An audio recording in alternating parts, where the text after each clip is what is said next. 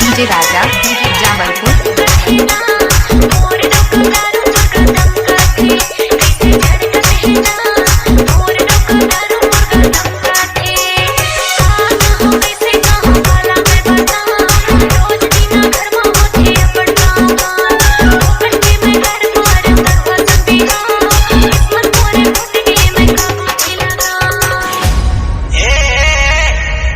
जहाँ जहाँ जाता हूँ मेरा पाछू पाछू चले आती है।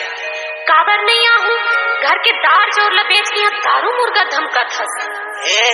तुम मेरा नाम से नहीं डरती है क्या? पूरा गांव मेरा नाम से कांपती है। नाम से कांपती है?